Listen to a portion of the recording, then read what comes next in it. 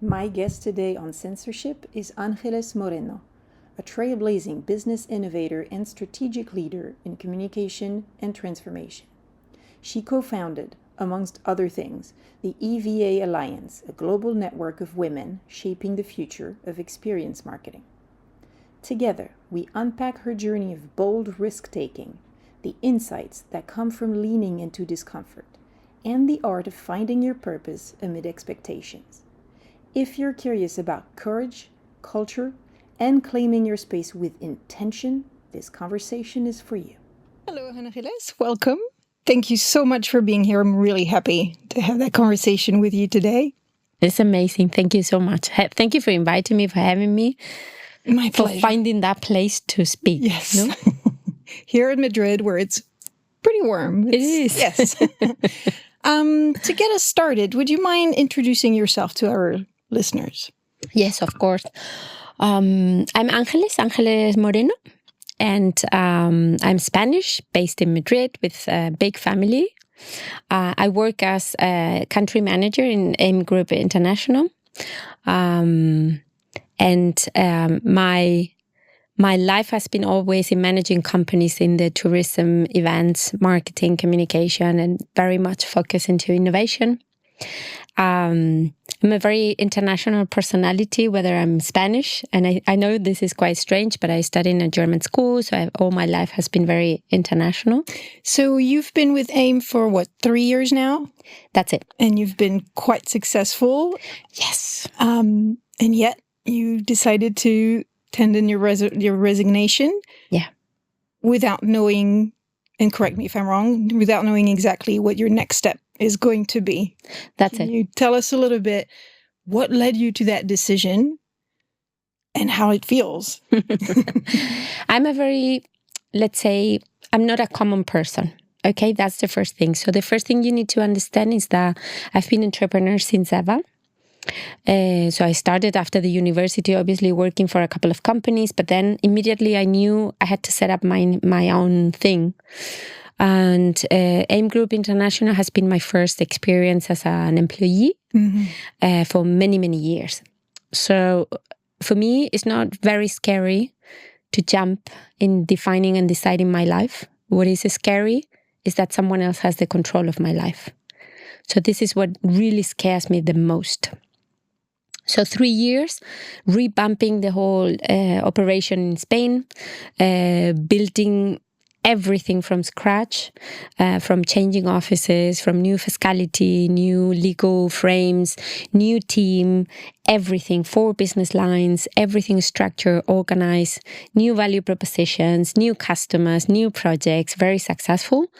It's time to leave for me. So I think after this great experience, now is the moment just to manage the company, and I'm not that type of profile.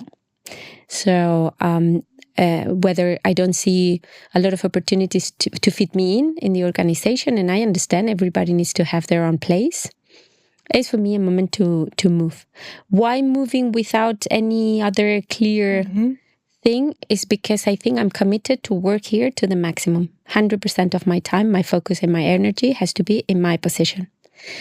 Finding a new thing takes a lot of energy, of focus and time from your life, and I think it has to be once I finish. And I understand this is not the normal thing, but this is my way of doing things. So you built 4 companies. Yes. You sold 2. You went on a 3-year gig as a corporate employee, very successfully. Now you're on the verge of reinventing yourself again. What keeps you going and wanting to always create something new? You know? With the ambition to continue learning, the ambition to continue pushing my boundaries, to meeting new people, exploring new sectors. I think for me, I want to sit down when I'm already retired. I want to sit down with my children or the children of my children and explain the story of my professional life as a very interesting and successful one. I don't want every day just to be one day. I want every day to count. And this is my ambition. I knew it since ever. And I don't understand any other way of living. So this has been a conversation with my best friends and my family since ever. And I look at my husband sometimes and I say, listen, baby, it's time to move. And he's always like, okay, we go. Don't worry. And I understand it's a big jump because it's I'm the big salary at home, so I have a big family. So it's big responsibility. But every time has been better, one after the other. So I'm not scared, as I mentioned. And even if I need to go back to entrepreneur, it's not a big thing for me. It's actually, it sounds very sexy, I have to say. If it's in an organization, I would love to, because I think my biggest ambition when I joined AIM was to prove myself also as a part of an organization, not being only my idea and my belief, but to see how can I adapt, to someone else's visions and to a way of working and a culture in a company. I've enjoyed that as an experiment for myself also, to see how can I adapt, So it's all fine. And you mentioned, in a few years, in a lot of years, talking to your grandchildren, telling the story of your life. Yeah. And what you said, I want to tell them about a successful journey. What does that look like? What is that success in your vision? Success looks different for every single person. So I have friends that believe they're super successful because they stop working and they are taking care of their family, or just a simple normal life at work with something that is not very stressful. For me, success means that I've been left a footprint where I was. That people talk about me, also about good things, that I influenced transformation, change, that I set up trends, that there has been someone saying, oh, you're super crazy talking about this, but that at the end became something that is a trend. I was the other day just looking at, already for some years, in the event marketing industry, I remember when I was talking about transformation, events being a way of transforming behavior, I had a lot of people saying, oh, you're super crazy. No, events are emotions. Events are fun, are disconnections. And I said, no, they need to have a purpose for the organization, an objective. They need to be measured. We need to transform the behavior of participants in order to influence them to move in a different direction. And I had a lot of people saying, no, you're super crazy. Now when I read that many people talking about right now about transformation, I feel so happy. I'm so happy. I'm so happy that and so impressed that it takes time until you embrace change. And the majority of the people is frightened, about other conversations. Change is scary. It's super scary. And I understand now why a lot of people were saying that I was crazy, because it was a big move that still has not finished. So we still have a lot of way to prove the value of events. But we are in the right direction. And this is something that I want to tell my grandchildren. And I want to write another book. I want to explain stories. I want to enjoy, and I want to look back and say it was worthy, because it's a huge investment of your time. I mean, you stop doing other things. You need to make a lot of decisions. I don't practice sports every day that I would love to, or many times I don't go to my yoga lesson, or I've taken a lot of time for my children, a lot of hours. And I just want all of this for a reason, to be worthy. And this is my dream. Is that a purpose, to drive change, to drive innovation? Is that the common thread between those companies you created, your role at the moment? Is that how you would define your personal purpose? Or do you see more to it? I think it's kind of a personal purpose. So I love to make the difficult questions, even to myself, and understand how can we do things in a better way.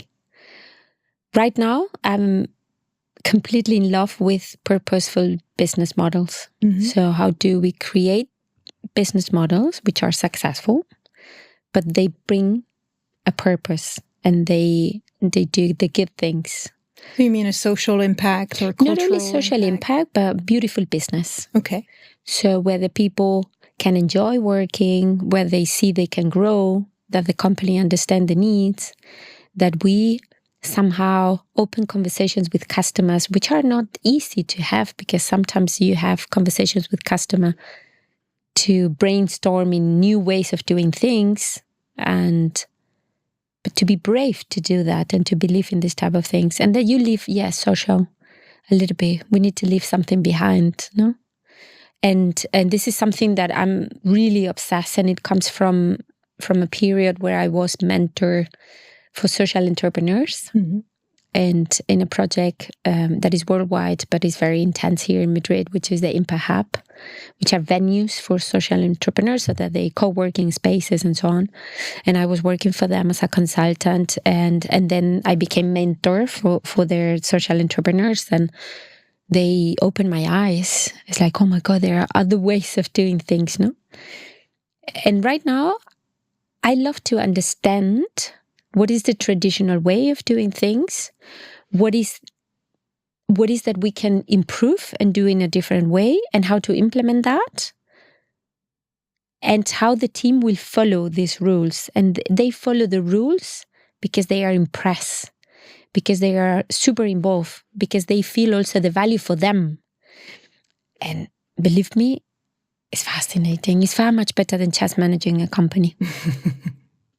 And you change your position also. Even if we work in the service industry, you change your position as a supplier or as a customer for your suppliers, because you became someone that is in the conversation, that you understand how to have a different position in the conversation. It's very fascinating. You became an expert. And you set the vision. And you set the vision. And I feel comfortable in that situation. If I'm doing this, I don't mind working 19 hours like yesterday. I don't mind. It's a hobby. It is great. You work in what makes you really passionate. Yes. What's the biggest risk you've ever taken? Because you are a risk taker. Yes. I take risk almost every day in my life. Question could be personal or professional, by the way. I take less risk personal, I think, because it's not only impacting me. Right now, it's impacting also my family. So that wouldn't be fair for them, I think. They need to make their own decisions. Professionally, I'm almost never scared. This is, you know me already, but if you know me even more, is just to be near me, you need to be, to be relaxed. Let me do, because I don't see a lot of no's in my life. So it's always like, okay, let's try, or let's push it. No? Professionally, a lot. I mean, I had a big company years ago, and I sold a big percentage, the majority of the company, to thieves, basically. But I never thought about the risk. And I remember I had the lawyers, managing the merchant, the acquisition. And they said to me, it's like, yeah, but you need to see the risk, no? And I thought, no, but why on earth are they going to do that, no? Why? No one intelligent will do that. Will damage me in my company, even if my company belonged to a bigger group, because the company will disappear immediately. This is the service industry. There is no way you can keep that. But yes, there is always someone with the purpose of damaging only, without thinking. So this was a big risk. I put my family in a big problem for some years, because it was a bankrupt for us personally. I wrote a book about that. I know you read it, and I still, think that it was not fair for them, not for me. I think for me it was a learning. I'm far much more wiser right now, believe me. Every time that I'm making decisions, I have always, that experience that teach me so many things. But for them, it was big time. I think we had to make a lot of adjustments in our economy. For your family. Yes. And I was very stressed for many months. I would say nearly 3 years that I was very in stress. So I was not taking care of them in a proper way. So that was not a good decision. But it is what it is. I think it had to be because I didn't see the risk. I didn't see that. Do you think you see it more now? Oh, yes. You're more careful? Oh, yes, because I'm right now, I was until that moment, I have to say, very fortunate person. I've been always surrounded by good people, always. And I think you look for that, no? Sure. And I was always, I don't know, even I've been in projects where you had the typical customer that they don't pay you, or that, I don't know, these things have been on a regular basis, no, especially as an entrepreneur. But I've solved it always in a good way. And somehow I always thought, oh my God, I have like an angel, no, looking at me. And so I never thought I would be with such horrible people in front of me. Never, ever. It was not something that came in my mind at any moment. So I still remember the conversations with the lawyers. They were saying, oh, Angeles, you are selling the 53%. No, you will lose control. I say, why on earth? Why do they want me to lose control? It's my company. No, it has been my company for 14 years. So it does not make any sense. The industry will kill them as it did. No, customers will leave. Suppliers will not trust them. The team will leave. It does not make any sense. No, that's what happened. That's what happened. And it was a big learning. So now I'm far much more conscious that yes, there are bad people there, or there are people with not good intentions. And you just need to be careful and protect yourself. Still, I'm making every single day super risky decisions, still trusting a lot. But I learned that when sometimes I'm with people or in projects or in conversations that I somehow have that feeling in my stomach, I prefer to stop it. And before that, maybe I was jumping to every single conversation with a lot of enthusiasm, no? So you've learned to listen to your intuition a little bit more. Okay. Yeah, and to look to the signals. So this happened, I do remember reading The Time Is Now, the title of your book. This was, what, late 2010s?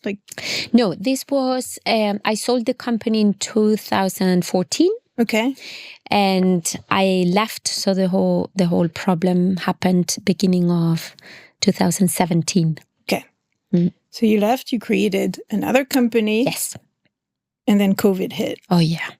And then you were faced with what everybody everywhere, but specifically in the event industry, was faced with. You were faced with some personal challenges as well, or loss during that time, like many, many people as well. What are your resources to find the strength? Because you went through that bankruptcy and then COVID, and then it added up. Where do you find your strength? How do you recharge? This is like the question in my network. So my people, it's always saying is like, how? I don't know. I really don't know. I know when I'm super touched and super down, I go to bed, I cry, I'm super stressed, but the next day, I'm full recharge always. My husband will never forget, and he always reminds me, the day when I really had the belief and the confirmation I lost the business. So that was a moment after 17 years that month I will not have a salary. And that I was trapped in a clause of not compete in my profession. So I couldn't do what I was doing for 20 years. No money, no nothing, no nothing. And then I realized, I was shaking at that moment. I was really shaking. I was really being sick. I went to bed very late. I slept, I think, 1 hour or 2 hours. And I woke up, I get a shower and makeup, and I went on the street just to start with meetings. And my husband was saying, "What are you doing?" He's like, "I'm finding my new job." And he said, "I can't believe that." And we're still celebrating that moment. Because it's like, he was super impressed. He said, "How on earth?" And you came back and you said, "Listen, I have a contract for a consultancy project." I didn't even have a company at that moment, how to, to sign the contract. And that was it. No? And I was touched. I was super touched. And actually, when then COVID came and I lost everything, my mother died. It was super, super incredible. So I went with a psychologist. I had to, to recover myself and everything. So it was, and still, I still have, I'm not 100% in all the aspects. I still remember that moment because I didn't have the time to recover financially, emotionally. And it was not the moment for a COVID. And I know it was terrible for everybody, but you have your own perspective. So it's very difficult to put yourself in the shoes of everybody. And for us, it was big thing. But I believe that you have one decision to make every single minute in your life is to be happy. No? So you can concentrate yourself into saying, "Oh, I have that problem," and so on. Or you can focus in, okay, but I'm healthy. I have really nice family. I'm happy. I have a lot of friends, a lot, more than I can ever imagine. I pick up the phone with anybody in the world and everybody's trying to help, to support, to open a conversation. I have trust. I feel loved. Let's go. So I think this is part of my So it's recovery. a combination of inner strength. It's just the way you're wired, and also external resources. You go find the help you need, whether it's from friends, from professionals, or just, and giving yourself the time. Yes. It's a work in progress, isn't it? Yeah. I want to talk to you about the fact that, you are a woman in leadership. Do you have examples of specific challenges that you feel you wouldn't have faced them if you had been a man in this particular industry? I think that conversations sometimes tend to be a little bit smaller when people talk to you. Let me explain. I think there's like a lot of people, that come to me to ask for my brain, to think about strategy, to think about business models, to offer me, like partnerships and collaborations and volunteer things without putting money in front. And I think this is because I'm a woman. I think it tends to be like a little bit smaller conversations, instead of putting that big, like saying, "Listen, I love your brain. I love your way of thinking. I love your experience. I have this money and I want you to work on this." And I think this is a very two female proposals. That does not happen that often to men. I think it's part of our fault, or at least my fault. I'm now super straightforward in that, believe me. So anybody that comes to me and say, okay, and I believe I need to be paid for that, I ask for money immediately. But I don't think I did it in the past. I think because we have that belief, that we need to learn, that we need to prove, help, that we need to help all the time.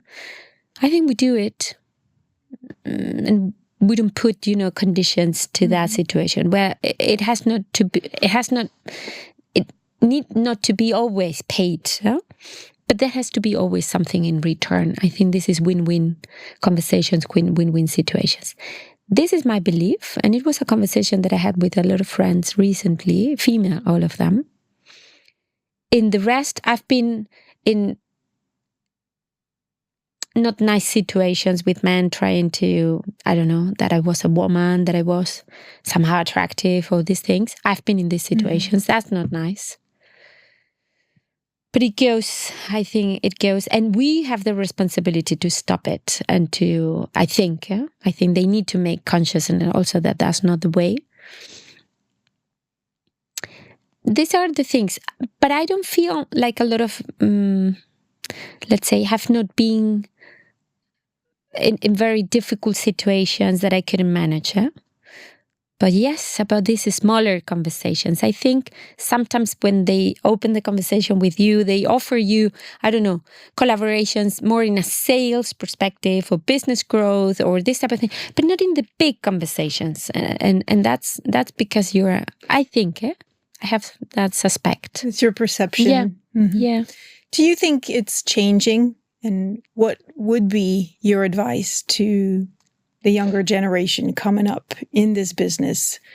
I mean, marketing generally is quite female, but overall, the world of business is still very male-dominated. It's not changing. It's not changing. I'm so sorry to say it's not changing. And I think now with technology being, that decision-making people will be the people very used to use technology, business models, startups, and that many things, and that's fully male. So it's not changing.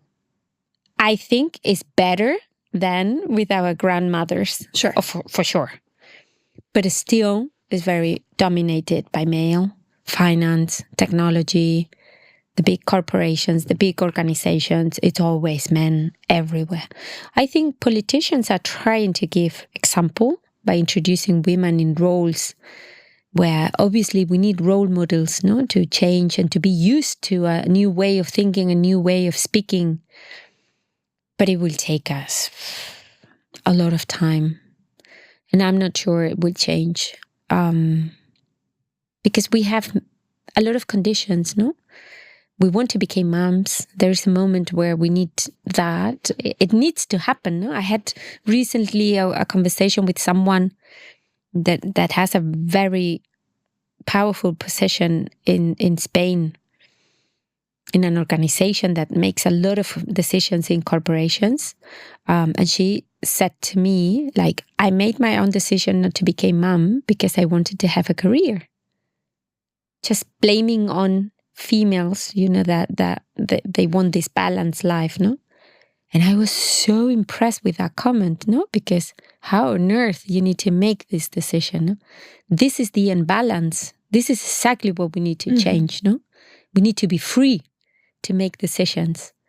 And a decision of becoming mom or not shouldn't be a decision that is killing your career, It has to be either or. That's right. it. Mm-hmm. That's it. So I was super impressed that these are women in powerful positions, Considering that you are free of making the decision of becoming mom or not for your career, So if you look at that, a person that is in the decisions and they are telling you this type of things, I think we are super far away from... There's still a long way to go. It's impressive. Do you think it's something that policies can change? Off the top of my head, equal parental leave. If not just women were out of work for, 6 months, but also men, would that reestablish 100%? I mean, quota, parental leave. These are all conditions that will make us look the same. But we are not the same. Oh my God, it has to be integrated within the society that, yes, we are the ones responsible of human being to continue. I don't know if we understand that concept.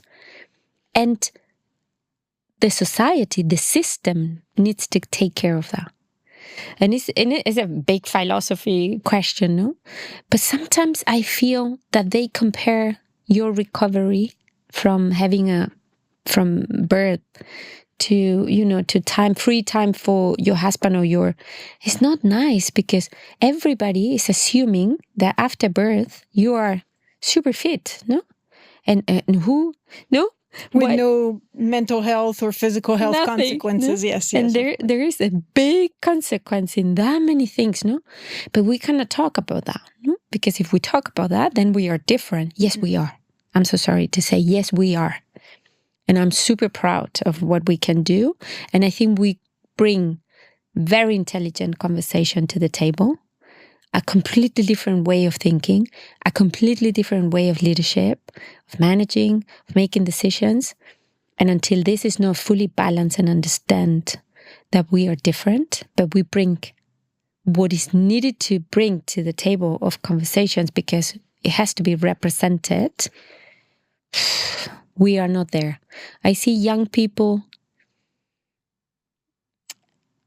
a little bit lost in that process, no? Because I see like a lot of young women making decisions of not having never a partner, of ambiguity also in sexuality sometimes, no? Because they are like, oh, what is that I need to be now, no? Or Everything is possible. yeah. There's no, I don't know how it was for you, but for me at that age, at a young age, there was no options. It was one thing. And there was no questioning it. And now everything is possible, which can be a source of anxiety. But it's also, oh my God, everything is possible. We didn't have these options. No, we didn't at all. No. And somehow maybe it's too much. Maybe we went from 0 to... And this is a little bit diverting us or distracting us from what is important, no? That we are different. I'm fed up, of that conversation that, no, men need to be women and men need to be equal. No, we are not. Hello, we are not. But we do need equal opportunity, equal power, equal... That's it. I mean, the differences that exist, you mentioned giving birth. That's the one that we cannot walk around. It's there. And there are physiological differences. But that should not, in my opinion, become a reason or an excuse to say, well, women make babies, so they need to stay home. They need to have less power. They need to have power, but only in the house. They need. It's still we're still working towards equality in society as equal players. And you know what? Another thing is that we have a different perspective in the decision-making process, and this has to be fully accepted. So we think differently and valued. It needs to be valued. Yeah, that's it. And we need to have, that space to say, oh, I like it. It's a completely different perspective, but it's so valid as the other one. No? We negotiate different. We lead our teams completely different. We came to conclusions in a different way. We have different emotions, different type of thinking. And this is somehow where I still see that is not fully accepted. Sometimes, even for myself, sometimes I have to say when I'm with someone that is too emotional, I'm also like, oof, because I don't feel in that, in that type of conversations very comfortable when I'm working. No, I make decisions and I understand. So someone who's radically different from your way of working sometimes can feel uncomfortable. And it's the value of diversity. It is the value of diversity, but sometimes I feel that it's not the moment sometimes, to be too emotional in the decision-making process. Or I see younger women, for example, hesitating all the time to be upfront and to be, I was always the one, raising the hand, the first. Very criticized, I have to say, because, I'm 51 already, so it was a long time ago when I was a little child in the school, for example. My father always said, oh my God, I don't know what you're going to be in the future, but for sure something super strong. And I have many times, and still sometimes, I have rethink my way of acting or my way of expressing my opinion, so to people not to think that I was too strong. And this is another thing, for example, that happens a lot with men. They see you as a woman, they see you like nice and talking with a smile and listening a lot. And then when you say your opinion, your decisions and so on, they feel that you are too strong sometimes, and they react in a negative way many times, no?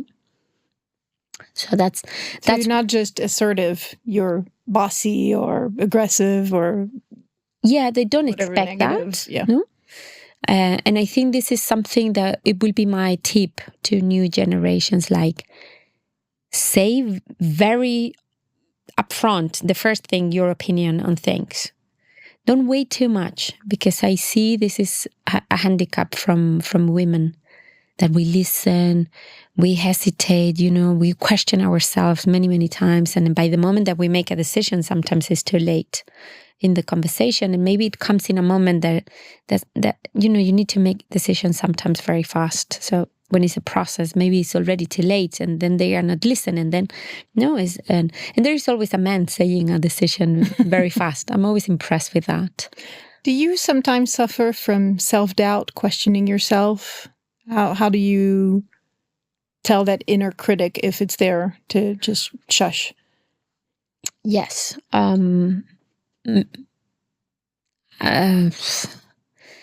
Before, maybe more than today.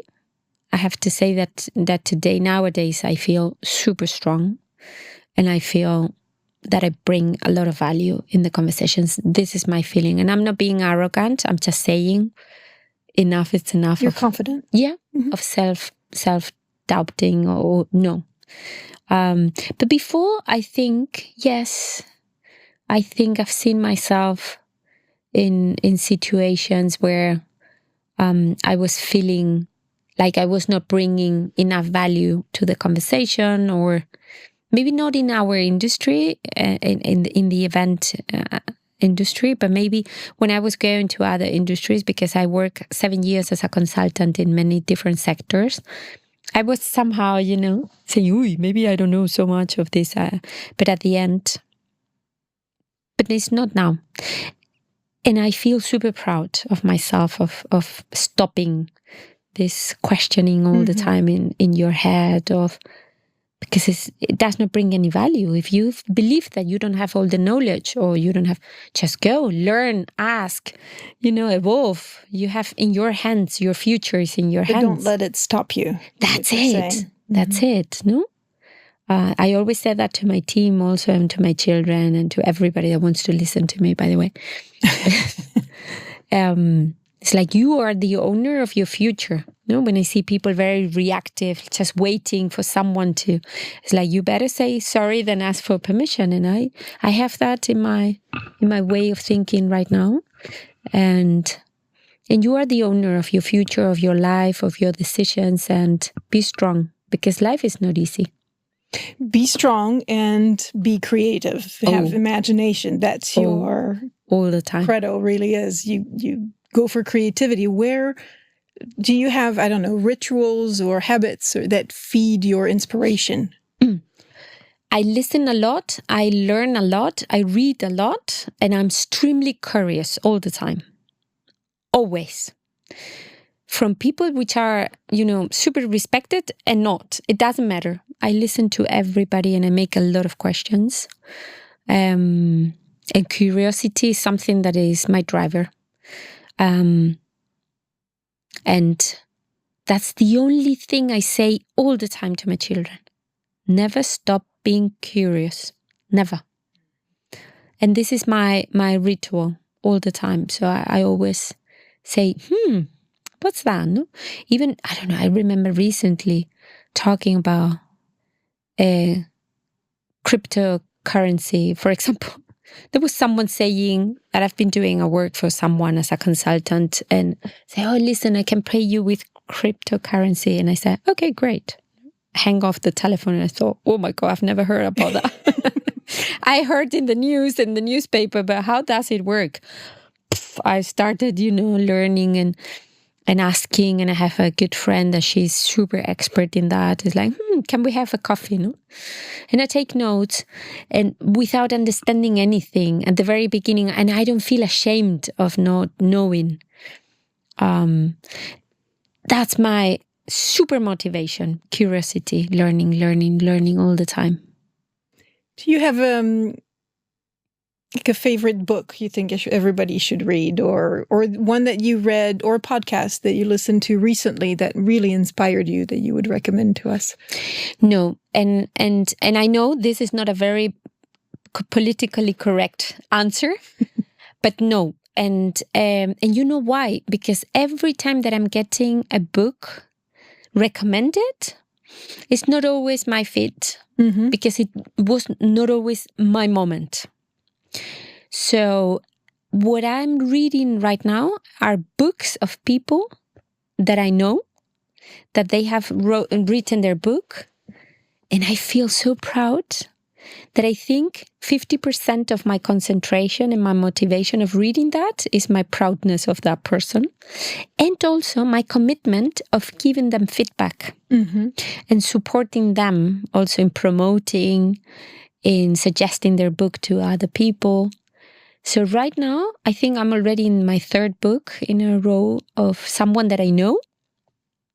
Right now, I'm reading a book from a person that I did a project with her in the past as my customer, and I was consultant. And she wrote a book now and about AI. And she was finding similarities of her summer trip of visiting monuments with the impact on AI in that experience. Okay. And she's integrated in the conversation also AI in leadership. And I'm fascinated, but I don't think it is a masterpiece. I think I'm super fascinated of knowing her and seeing how she can create these things, no? And this is my main motivation of finding the time and the concentration, because I'm not a good concentration person. I'm always jumping to one thing to another. So there is a lot of inspiration to get from knowing the person who wrote the book. You wrote one yourself. You know the effort that goes into writing a book. And so just getting that from them is already really big, on top of whatever it is you might learn from the book. So for me right now, it is my goal to read books from people that I know, where I can connect their personality to the piece that they have created, give them feedback, support them into promoting that. And this is my main motivation right now. Really nice. If there was one message you would like people to remember from our conversation today, what would it be? So you are the owner of your own transformation, and not only what happened to you, but because it does not happen to you, you motivate that. And you need to take control of that and the impact you generate in the people around you, in your business, in your value proposition, in your customers, in your society, in your neighborhood, whatever. And once you are conscious about that, you start enjoying a lot of things, and you feel a lot of proudness of yourself. And this is very inspirational for everybody. So for me, this is the full message. Take control. Take control.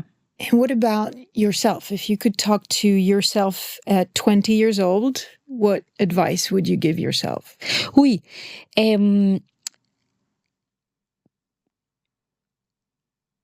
Accept yourself as you are, because I think I was always at the very beginning of my life, of my adult life, I was noticing the power that I have, and I was trying to control that a little bit just to fit, no? So I would say, listen, take it, embrace it, and go with the flow, because this is you, no? And you need to be proud, and you need to be get out, no? So I remember when I was 20, I was trying to fit, no? I had my boyfriend, which was a very traditional way boy, no? Because this was fitting in everything, no? I had my normal career. I had, I was pleasing everybody. And I knew, I was a completely different type of animal. But I was trying to control that, and I was trying to fit. I would do life completely in a different way now. Find out who you are, accept it, embrace it. That's the first thing you have to do. That's your first decision in life. Before you choose what to study, I think we are not, society is pushing you to make first other decisions. No, the first thing you need to understand is who you are. what makes you happy, where you fit naturally, your way of thinking, your way of, I don't know, to understand, how you understand things. Your way of learning. Your way of learning, your way of behaving, the type of people that you like and you appreciate around you. Once you understand that, you understand where you fit. And then you can make a lot of decisions from what to study, where to live. I don't know, so many things, And I think society pushes you to make the decisions in another way. And then you don't fit. No? It's difficult. And then you struggle. I started studying law. Me. And yeah, but it was, my mother wanted to have a lawyer and a doctor. We were two, so one of each. And I don't know. And I think... Did your sibling become a doctor? No. It didn't work. Neither. Poor mommy. Yeah. It was a big frustration. Now I understand, having a lawyer in the family is a big save. And a doctor is exactly the same. I think she was looking at that. But I think we start the other way around. So we need to have a lot of conversation with someone that really helps us to understand who you are and embrace it. Because probably I could have been, for example, I think everybody around me always said that I could have been a great politician. Can you imagine that? I can, easily. Yeah. Everybody saying, yes. Why on earth? No, I have my middle one, my 15 years old. He's always saying, he's like, when are you taking the presidency of Spain over? He's always says, take the president out and you put yourself there. It will be everything amazing, no? And it's super funny. I could have been. I didn't, because I never thought where I could fit perfectly. I was trying to fit where my mom was saying, where my father was saying, where, even the teachers at that moment, no? It was not one of the natural options in your environment at the time. No. Yeah. And yeah. So this would be my comment to myself when I was 20. This would have been something nice. Where can our listeners find you, follow you, contact you? That's great. The only social media channel that I have is LinkedIn. I closed all other channels. I had all, but this was taking a lot of time of my life. And no. So LinkedIn, yes. I have a lot of followers and I have a very strong community. And so this is the place to find me, of course. And I always respond to everything. So it's a good place. And that will be the last question. What can we wish for you at this point in your journey? That I make a good decision. I think knowing everything that I've been through, my story, everything we have been talking in this fantastic interview, I need to make a good decision. So thanks, God. I have a lot of opportunities in front of me right now. And how will you know that it was the right one? I don't know. I will let you know after my summer holiday. I need some time because I will be the only one knowing which is my decision. No one else will. Because I know my feelings and I know what happened to me when I'm not in the right place. So this will be my wish. If you want to wish me something, it's like make a good choice, make a good decision, understanding who you are, no? And what is that you can bring to the conversation. Find the right path for yourself. That's it. This will be great. Angeles, thank you so much. This was a delight. And I'm really happy that you were with us today. Yeah. Thank you so much for inviting, for finding the time for the right questions in the right moment. My pleasure. Thank you.